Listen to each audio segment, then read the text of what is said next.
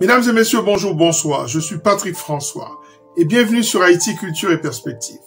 L'émission d'aujourd'hui est consacrée à une femme qui ne prend pourtant pas beaucoup de place dans l'histoire d'Haïti. Pourtant, son rôle de martyr est fondamental. Son nom, Zabeth. Le professeur Leslie Maniga distingue 5 moments clés dans l'histoire de la révolution haïtienne. Le moment Zabeth, le moment Macandal, le moment Boukman, le moment Toussaint et le moment Dessalines qui allait conduire à l'indépendance. Or, tout a commencé avec le moment Zabeth, moment fondamental qui allait conduire à l'indépendance d'Haïti. On en parle?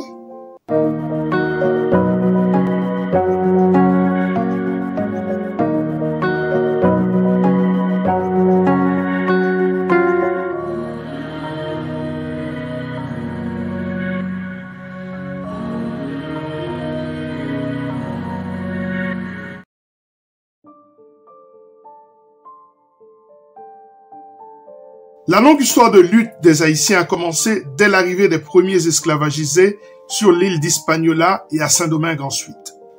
Quand les marrons Santiago, Padre Jean, Polydore ont décidé de fuir les plantations pour devenir les cauchemars des colons, quand Macandal a traumatisé le système dans le nord, jusqu'en 1791 et la cérémonie du bois caïman. Mais Haïti a connu ce que le professeur Leslie Maniga appelle le moment Zabeth. Zabeth, le prototype féminin des martyrs indomptables de la lutte contre la condition servile, selon le professeur Charles-André Julien, esclave irréductible d'une habitation de Montrouy. En plus, une femme.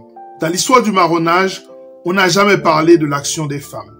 La dimension féminine de cette lutte spécifique est passionnante. Et c'est cet aspect que j'ai décidé de présenter aujourd'hui, à travers Zabeth, le fœtus de Vertières.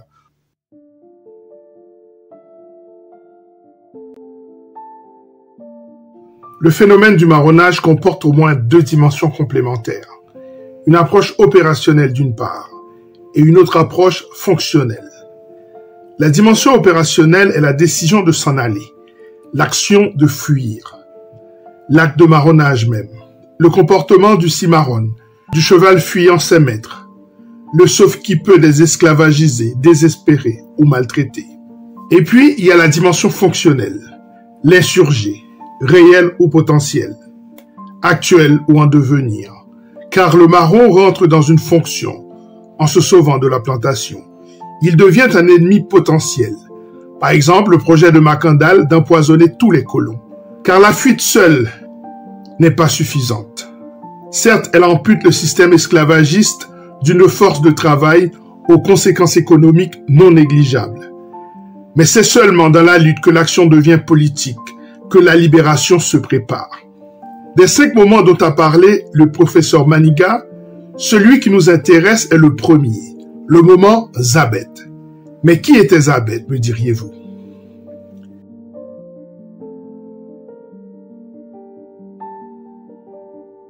Nous sommes au XVIIIe siècle, vers 1788 pour être plus précis. Nous sommes sur l'habitation à Montrouy. Zabeth va livrer une bataille incessante contre elle-même et contre le système. Sa seule arme, la désobéissance. Sa seule tactique, le recommencement. Tant qu'il y aura un peu de force, elle prendra la route. C'est ce qu'elle se dit. Elle fuira l'esclavage sur ses membres mutilés. Tant que ses muscles endoloris pourront supporter le poids de son corps, elle choisira la fuite. Marronne des marrons, l'absolutisme de la désobéissance civile. Zabeth est le symbole méconnu du refus de l'esclavage. C'est le symbole de la lutte, mais aussi du martyrologe haïtien. Ainsi, malgré tous les sévices subis et les tentatives d'humiliation, Zabeth ne voulait qu'une chose, la liberté. L'esclave marronne qui part 4 fois à la conquête de la liberté, et, encore presque mort, enveloppant un esprit bien vivant et bien vif, qui dira sans doute dans une intimité d'insoutenable douleur, jamais 1 sans 2, jamais 2 sans 3, jamais 3 sans 4, et ainsi de suite. Le professeur Leslie Maniga, par ailleurs président du parti politique haïtien RDNP, élabore lors d'une conférence en 2004 les 5 grands moments de la dynamique évolutive de la révolution haïtienne et donc de l'indépendance d'Haïti. 1. Le moment Zabet et la genèse du marronnage absolu. 2. Le moment Macandal, où quand l'approche opérationnelle rejoint l'approche fonctionnelle pour faire du marron un problème pour le système, notamment via ce projet d'empoisonner tous les colons. Le moment Macandal où le marronnage devient un projet collectif. Une guérilla de 18 ans livrée par un seul homme, et manchot de surcroît. C'est toujours du marronnage, mais un marronnage moderne, un marronnage arrivé à maturité de l'action collective concertée, une installation durable dans une clandestinité dont le seul but est un anti-esclavagisme global. 3. Le moment Boukman, où l'on passe à la sublimation collective, au mysticisme, à la fédération religieuse, à la fédération de la lutte, où l'on jure de tuer sous peine d'être tué. C'est la révolte générale des ateliers d'esclaves. 4. Le moment Toussaint, ou le moment de l'émergence d'une tête politique, pour reprendre l'expression d'Aimé Césaire. 5. Le moment Dessalines, ou le radicalisme de la révolution. Un processus en 5 phases donc, qui conduit à la victoire lors de la bataille de Vertières, soit l'ultime bataille de la révolution haïtienne.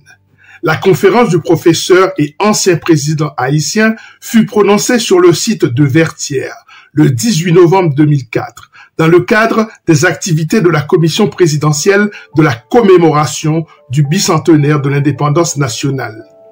Écoutons le professeur Leslie Maniga parler de Zabet dans un extrait à la fois passionnant et émouvant, mais surtout plein de vérité. Une vérité pour l'histoire. Certaines libertés ont été octroyées. L'abolition, par exemple, en 1848 par la France, c'est une liberté octroyée. Nous, c'est une liberté conquise. Et il faut bien distinguer. C'est l'aboutissement d'une longue série de luttes. Il faut que les Haïtiens se rendent compte que ce n'est pas du jour au lendemain qu'on a abouti à l'indépendance. Il y a eu 5 moments, si vous permettez, que je les cite pour faire comprendre le long calvaire, le long martyrologe qui a abouti à la victoire. D'abord, il y a ce que j'appellerais le moment Zabet. Qu'est-ce que je veux dire par le moment Zabet? Je veux dire ceci. Zabet, c'est une marronne irréductible. Une marronne sur sa plantation. Le journal de la plantation nous indique son histoire, son profil. On la surprend. Elle est sanctionnée, elle est battue, elle est torturée. Quelque temps après, libérée, rétablie en esclavage, elle repart. La deuxième fois, on lui coupe une oreille. La sanction est appliquée, on la remet en esclavage, elle repart. On lui coupe un bras. On lui coupe un bras, on le rétablit en esclavage, elle repart. Finalement, on lui coupe un jarret. Zabet, c'est la marronne irréductible. Et bien, il y a eu tout un temps où la forme de résistance, le refus de l'esclavage s'exprimait par le marronnage. C'est le moment Zabet.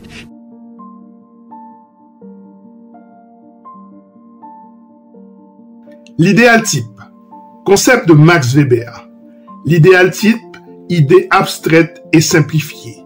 Sujet d'étude, ensemble de phénomènes réels, traits principaux qui permettent de penser le sujet, de dresser un tableau de pensée homogène, un guide dans la construction des hypothèses.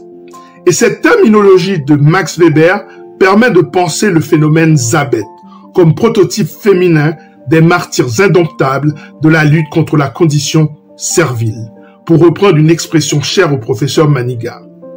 Le symbole absolu du refus catégorique de la réduction de l'humain à l'état d'esclave.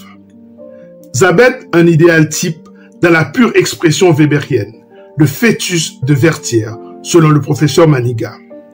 Et ce monument érigé sur la place des héros de l'indépendance en 1968 par le sculpteur Albert Mangonès, par décision du président François Duvalier, en vue de faire mémoire de l'incessant marronnage d'esclaves à Saint-Domingue, eh bien ce monument aurait pu être à l'image d'une femme, Zabet, le fœtus de Vertières. La lutte haïtienne ne doit en rien nier l'apport féminin. Le moment Zabet en est sa genèse. Voilà, c'en est terminé pour cette émission consacrée à cette femme magnifique qui a joué un rôle fondamental dans l'histoire de la révolution haïtienne et qui n'a pas vraiment pris sa place dans les livres d'histoire et dans la mémoire collective. À très bientôt sur Haïti Culture et Perspective pour une nouvelle émission consacrée à l'histoire, la culture, la politique, tout ce qui est lié à Haïti. Et n'oubliez pas de vous abonner à cette chaîne. Je continue à mettre du contenu de plus en plus riche sur Haïti. À très bientôt. Portez-vous bien.